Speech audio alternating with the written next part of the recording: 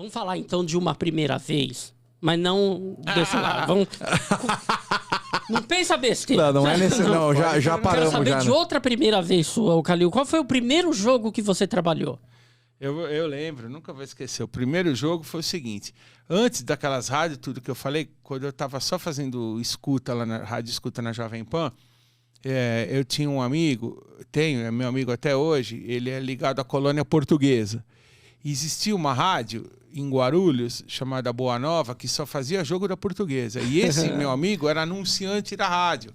O pai dele anunciava, era patrocinador da rádio. Aí quando eu estava para me formar, que eu já me achei um pouco mais preparado, o problema do rádio é a voz, né? Eu tinha, na época, a voz de moleque. Até hoje eu não tenho aquela voz de locutor de rádio, né? Então foi o primeiro grande obstáculo que eu enfrentei foi a minha voz. Eu não tenho voz, assim, de cara de rádio. Hoje as pessoas se acostumaram. 40 anos o cara falando, as pessoas se acostumam. A parte boa é que a tua voz já todo mundo conhece. Hoje ela já é conhecida. O cara ouve e fala assim, pô, Calil falando, né? Então, mas na é a parte boa. então o que aconteceu? Eu pedi para esse cara me dar uma chance.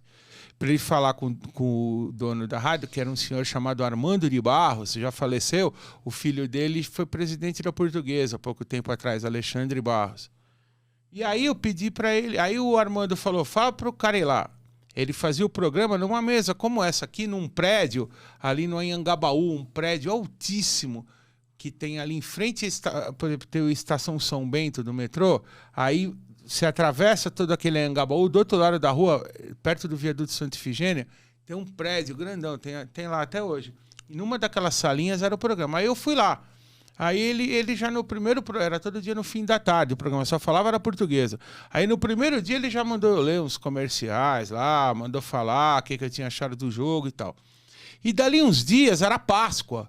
E a Portuguesa ia jogar em Curitiba e ninguém queria ir, porque todo mundo queria passar Páscoa com a família. Uhum. Aí fui eu e um grande amigo meu, que está firme até hoje, chamado Júlio Del Bosque, um cara que me ajudou muito também no começo. Júlio Del Bosque, ele é pai da Sandra. Sandra é esposa do Nico, aquele delegado que tem as pizzarias Sala VIP. Então, o pai da Sandra é o sogro do Nico, né? Esse Júlio Del Bosque. E aí eles puseram a gente num ônibus, num domingo de Páscoa, 6 horas da manhã, pegamos o ônibus ali no Tietê, chegamos em Curitiba meio-dia, fomos lá pro estádio Couto Pereira e transmitimos o jogo. Curitiba 0, Portuguesa 2. E aí, na volta, para economizar, o cara conseguiu da gente voltar no ônibus da Portuguesa. Caramba, que legal. Os jogadores. Aí o ônibus parou para jantar, nós paramos. E aí, no meio da volta, os jogadores descobriram que era a primeira vez que eu tava viajando. Putz, aí me deram um tapa na orelha. Brincar, né? O chefe da gangue era o Luiz Pereira, né? Que tava encerrando a carreira. O zagueirão. Ele tava encerrando a carreira e ele jogava na Portuguesa. E tinha o Edu Marangon, que depois jogou no Palmeiras. Tinha o Jorginho, que virou técnico. Vai dar um tapa na orelha, dar o cavaco na tua mão e falar, vai tocar agora, vai. Cara, olha então, que legal o nível de jogador que a Portuguesa tinha. Domingo de Páscoa de 85. Esse foi o primeiro jogo que eu trabalhei. E depois os outros, muita coisa eu não lembro. Assim, o primeiro jogo da seleção, a gente lembra as Copas. O primeiro jogo de cabine, você lembra? O primeiro jogo que você fez na cabine? Quando eu virei comentarista em 2003, né, final... Putz, cara, agora é porque é difícil, eu não lembro. Eu lembro que aí eu comentava quase todos os jogos, porque o Henrique Guilherme fazia só domingo à tarde, que ele até hoje, ele é o titular, existe isso no rádio, né? O Éder Luiz é o locutor titular e o Henrique é o comentarista titular. Então eles faziam o jogo de domingo à tarde. Então sábado à tarde, ou se era sábado à noite, domingo, era tudo os outros jogos. Mas assim, eu não... Acho que foi essa época que eu te ouvia sempre, então, provavelmente. Foi no começo porque eu era do negócio do Éder Luiz, cara. Assim, eu comecei a ouvir futebol e aquele negócio, né? Você vicia num canal, você ficou ouvindo. Desde o primeiro tempo até de noite. A transmissão da Transamérica tem uma coisa boa, que ela é muito gostosa, assim, porque ela é alegre, né? Tem o Gavião, tem o... Assim, a gente procura, apesar da gente estar vivendo um momento tão triste no mundo, né, de pandemia, agora de guerra, de violência das torcidas. A gente não tem motivo para ser alegre, infelizmente não tem. Mas a gente procura porque o futebol é entretenimento, né? Sim. Se você vê a sigla, o esporte, né? Se você vê a sigla lá da ESPN, a emissora maior do mundo, talvez, que faça esporte lá nos Estados Unidos, e agora tem aqui há muitos anos já tem aqui no Brasil, esse E é de entretenimento, né?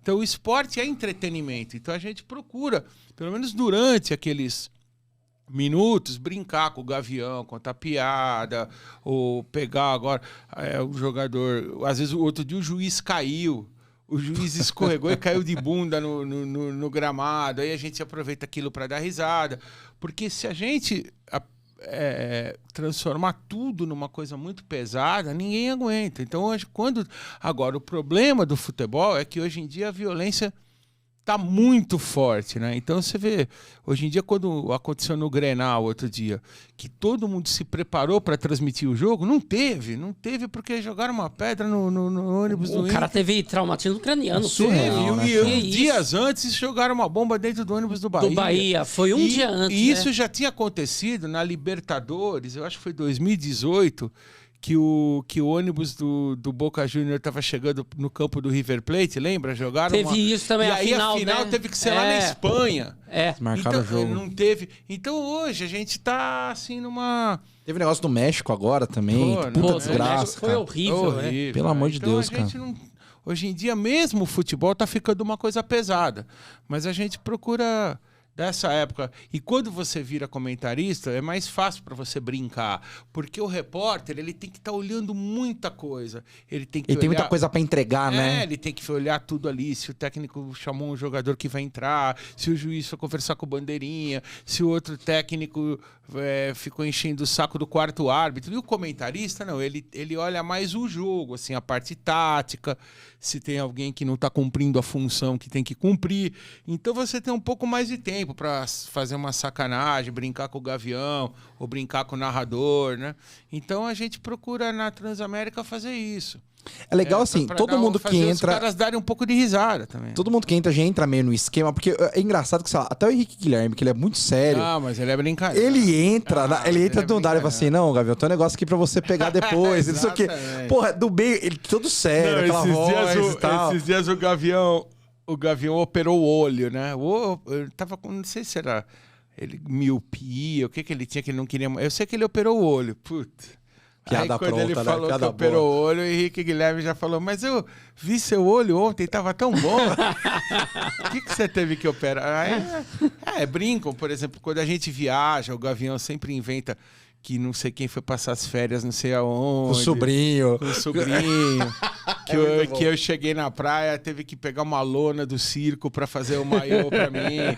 Que o Márcio Bernardes foi na Rússia visitar o urso, e o urso comeu o Márcio Bernardes, mas ele já estava voltando pro Brasil. Aí a gente vai brincando. Assim, porque eu sei que muita gente, a gente já recebeu várias mensagens, né, de ouvintes reclamando disso. Pô, tá tendo uma guerra, tá tendo pandemia, morreu não sei quem, vocês estão brincando. Mas o momento que você vai ouvir um jogo de futebol é um momento que você quer. Mas se for assim, nem transmite mais, né? Chora todo mundo, então. Porque a ideia é essa.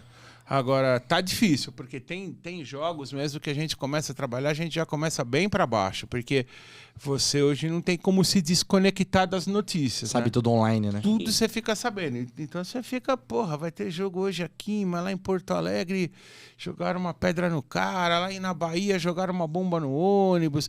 E esses dias mesmo... porque eles acham aqui no Brasil que torcida única resolve.